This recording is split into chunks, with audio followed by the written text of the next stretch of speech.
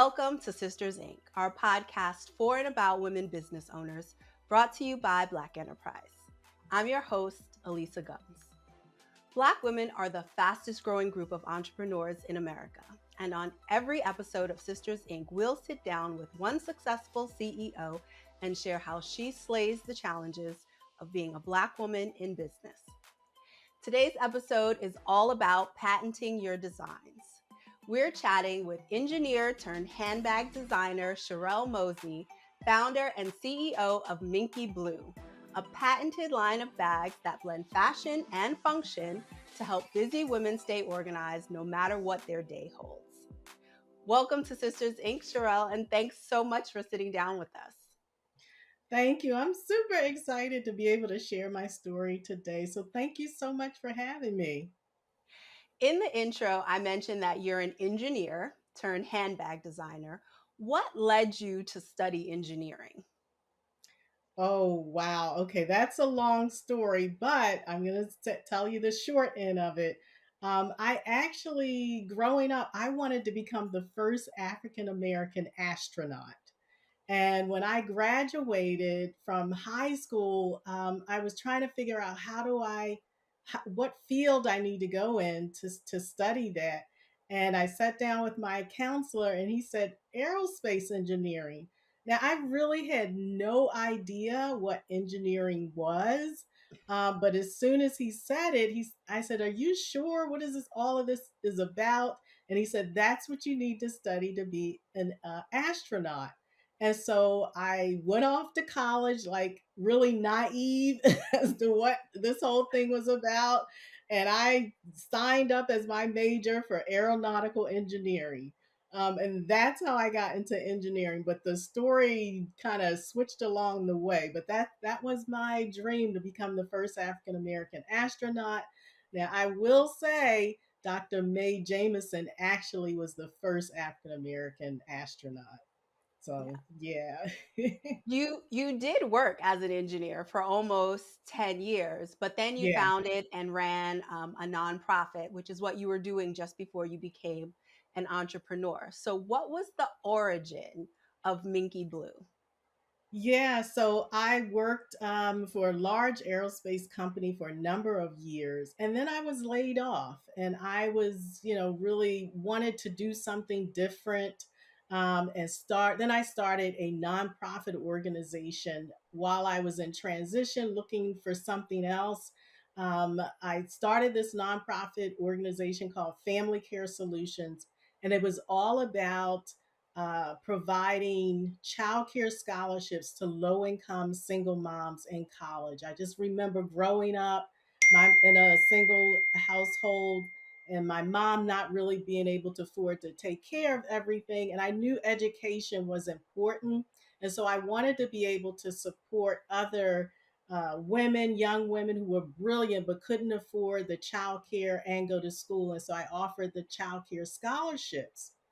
And then over a number of years, we supported about 500 student parents, including men, by paying for their child care so they can graduate and earn a college degree. Now, while I was working with the moms, I would see them come in struggling with their diaper bag, their book bag. And I was like, wait a minute, I'm taking the train into the city and I'm struggling with my laptop and my lunch bag and my purse.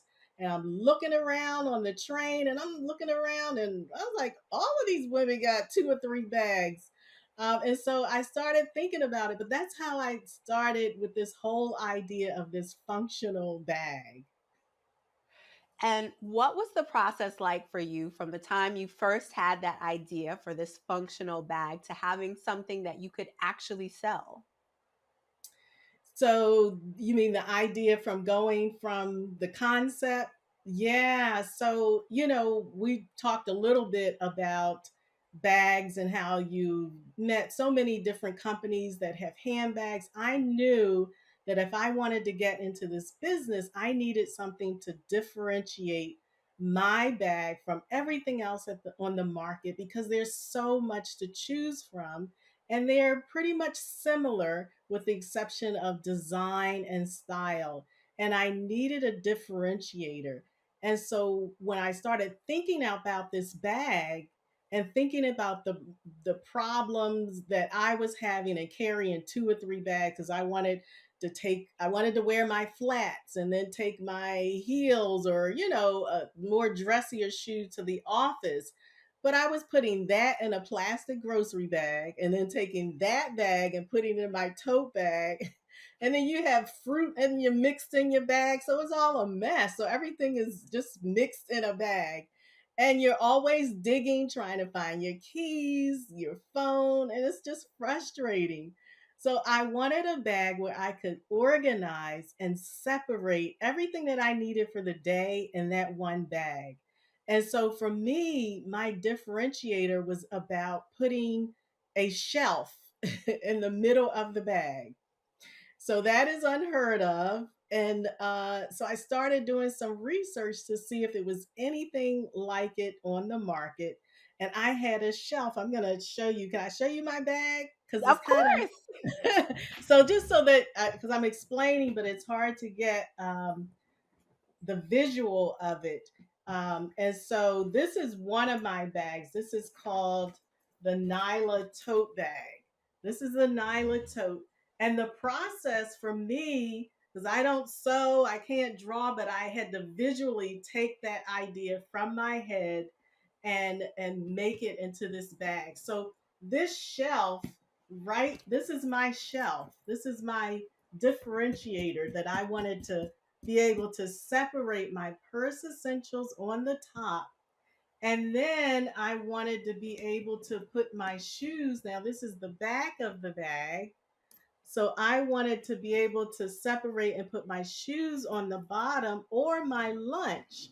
So I designed this bag where you have this little pop out bag here. Now I could put my lunch in here. I could put my makeup or my toiletries in here. When I'm not using this bag, I'm going to put my shoes in here. So no more plastic grocery bag. It does come with a shoe bag. But I can put my a change of clothes in here, so it's a great travel bag. But the thing of it is, the differentiator is that I'm separating all of that at the bottom, my shoes, my lunch, my change of clothes, from my purse essentials with this shelf on the top part of the bag. And then I have this spot for my laptop. So this will fit up to a 15-inch laptop. So it's really thinking about the problem that we're experiencing and coming up with a solution, a differentiator from everything else on the market. Now the patent comes into place is Well, this before shelf. you get to the patent, I want to ask you because you just said, you had this great idea. And of course, Yeah, you have the engineering background, but you said you don't draw, you don't sew. And so, what was that idea like? If you could walk us through when you were trying to create this, you had this idea. How did you get to a prototype and how did you get to an actual bag yeah. that you could sell? Because I don't draw or sew, I had to figure out how am I going to take this idea, this concept from my head and make this bag that I envision. And so, what I decided to do, again, because I don't sew, I don't draw, is I went to Target and I bought a bag of the same shape and size, a $29.90 bag of the same shape and size of what I had envisioned in my head. And I literally started cutting it up. So, this is my Target bag that I bought. And so I had that idea, for the shoes and the lunch bag. So I literally just started cutting this up. Wow. And again, I don't sew, but this was my lunch bag. This was my lunch bag made out of just fabric and cardboard and staples and tape. And I said, okay, this could be my lunch bag and that'll go in there. And then I could put my shoes in the bottom here and I'm going to close that up. And then that divider on the top part, I have Velcro right here. And so I put a cardboard here.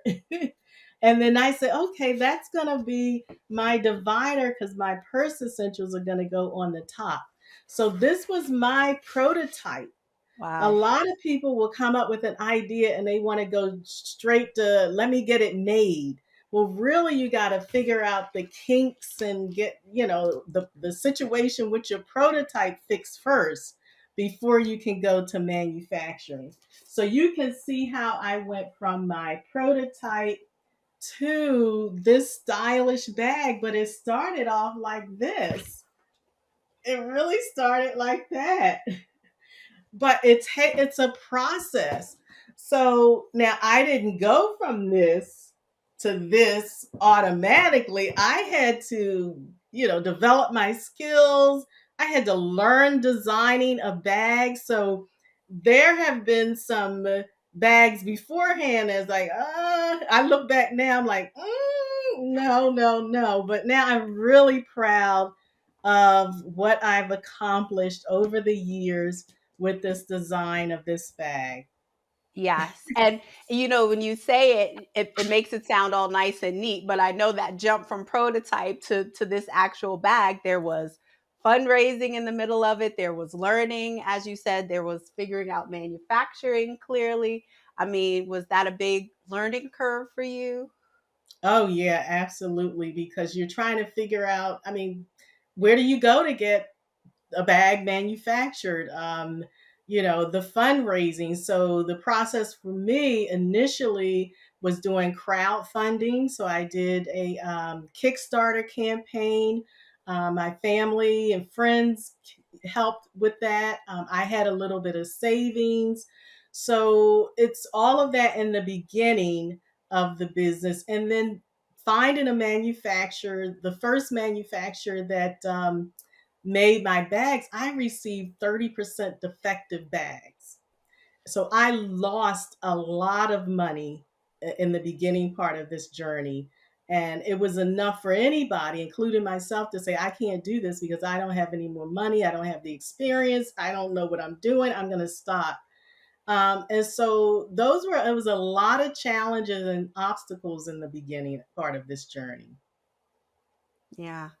You mentioned the patent, and I do want to get into that. Because that process is so confusing and intimidating for a lot of people. Yeah. MinkeeBlue holds 2 utility patents. So first of all, tell us what exactly that means. So, a utility patent is all about the functionality of a product. And it is something that nobody else has, I won't say come up with, because we all come up with similar ideas, but we don't execute on them. We won't do them. So, it's the first patent for this shelf in the middle of the bag that nobody else has come up with, because they'll do a search. They'll do a worldwide search, specifically in the US, to see if there's anything on the market. And when the US Patent and Trademark Office can't find it, and they're doing 3 years, it takes 3 years to be awarded a patent or maybe more. And so a utility patent is all about the functionality and being the first to market with the product idea. Now, not everyone who creates a product gets a patent, and not everyone who creates a patent even tries to get a patent. Why did you decide to pursue patenting your designs?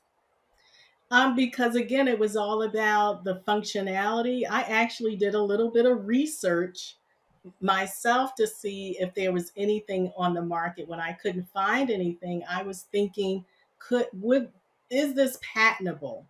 And when I found out that it could potentially be, I just decided that I was going to apply.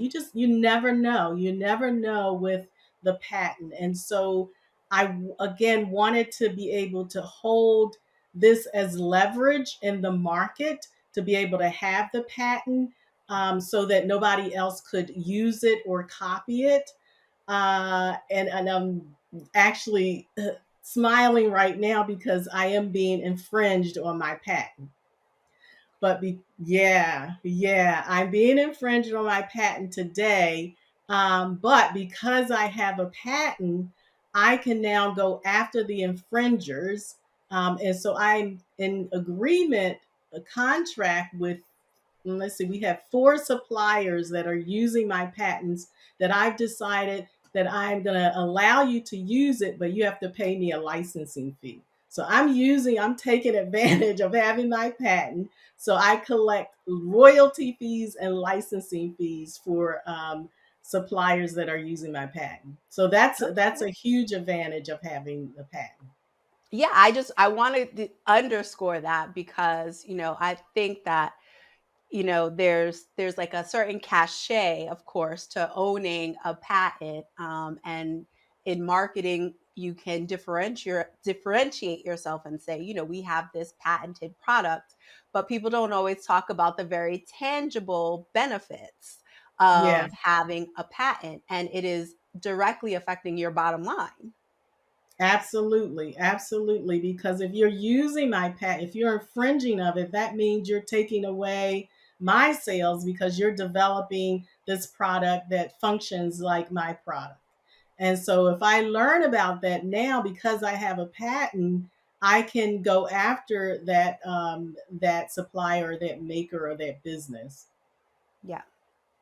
In addition to licensing your patent to other suppliers who are interested in doing something similar. So Yeah, you don't just make money off of the products that you directly create, but because of the patent, you're able to make additional money. that's what I'm talking about. That's how you do it. That's how you do it. You mentioned that getting the patent was a 3-year long process. So it's not something that's particularly simple to do. How did you go about applying for your patents, and what kind of help did you enlist along the way? So initially, I started doing my own research and I studied patents and I learned how to apply for a provisional patent. A provisional patent can be the first step for towards applying for your regular patent, if you will. The provisional patent will give you 12 months to kind of test out your concept, to go to manufacturing, to sell it with the caveat of saying patent pending. And but you have 12 months. So when that 12 months is before that 12 months in, then you apply for the patent. And so at that point, I hired a patent attorney to actually apply for my patent. So that was my process. Okay.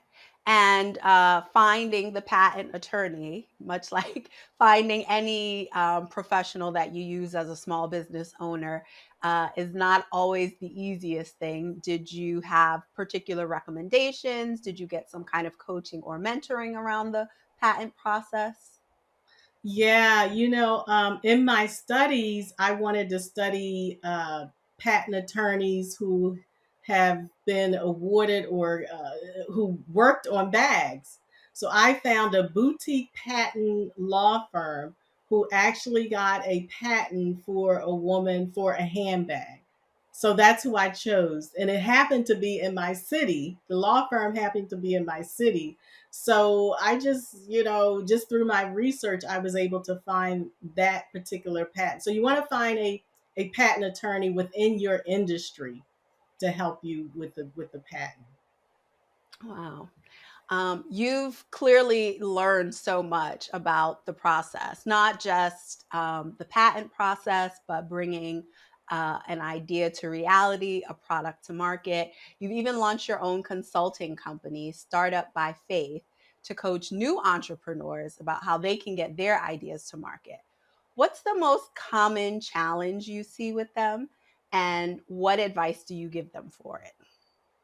Yeah, so we the course is the platform is called Innovate, Build, Launch. You did a little switch there, but I think the most challenging thing with working with other entrepreneurs is first getting past the fear of failure, the fear of what if this doesn't work.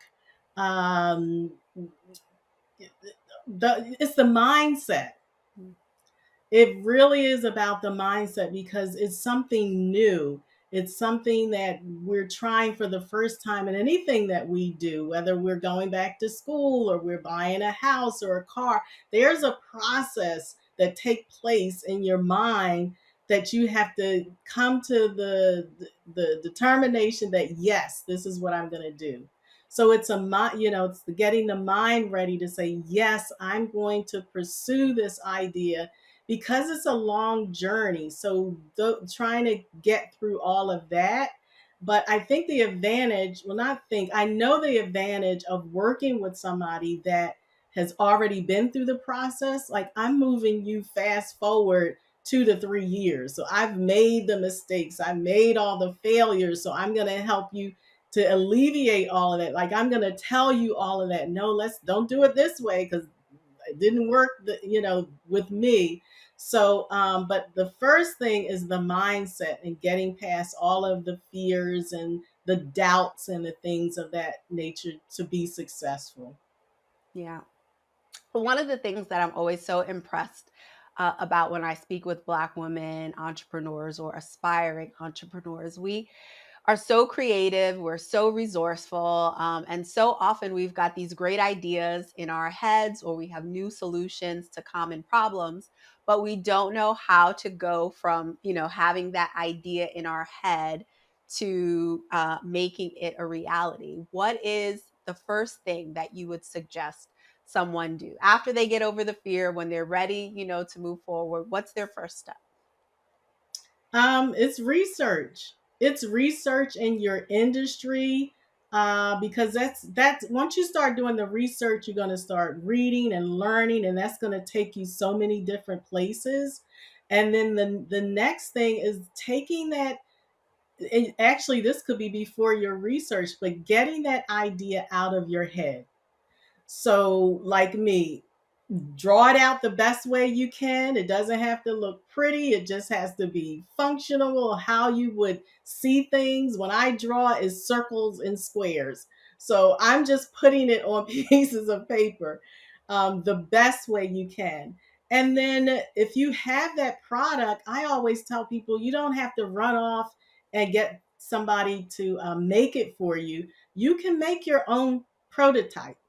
As a matter of fact, one of the first lessons in my course is that, you know how when we were younger and we were in elementary school and we had the science project, we had to make it ourselves. We wouldn't, our moms and dad wouldn't go off and buy a bunch of stuff. We would look around the house and see what we had.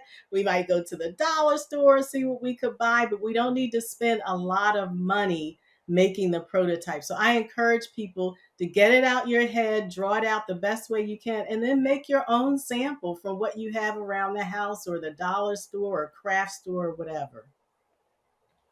We have seen the beginning of your business literally here with the prototype, but I want people to understand how far that you have come. MinkeeBlue has been in business for almost 10 years now. Your products are sold at Macy's. And you've done so much as an entrepreneur. You won a reality show called America's Big Deal. You won the Philadelphia Pitch Competition for Black Girls Ventures. You've been part of the Philadelphia Fashion Incubator, the workshop at Macy's. Over these past 10 years, while you have been doing so much, what's the biggest lesson that you've learned about being an entrepreneur? Being flexible, not being limited. Don't limit yourself because there's so many possibilities, and we never know what we can do unless we try. So never put limits on yourself. As a matter of fact, I'm going to actually go back to Dr. Mae Jameson, one of my favorite quotes, where she says, never limit yourself because of others' limited imaginations, and never limit others because of your own limited imaginations. And that's what it is all about. Thank you so much, Sherrill, for sharing your small business success story. Everyone out there, please take a look at the company website, MinkeeBlue.com. That's MINKEE, blue like the color.com. And you can also follow them on Instagram, Facebook, and TikTok at MinkeeBlue. Check out the podcast channel on blackenterprise.com to find Sisters Inc. and other podcasts from Black Enterprise editors, writers, and experts. Be sure to subscribe to Sisters Inc. on Apple Podcasts, Spotify, SoundCloud, or YouTube. And if you like what you hear, show us some love by leaving a 5-star review or put a sister on by spreading the word. I'm Elisa Gums with Sisters Inc. for Black Enterprise. Thank you for listening.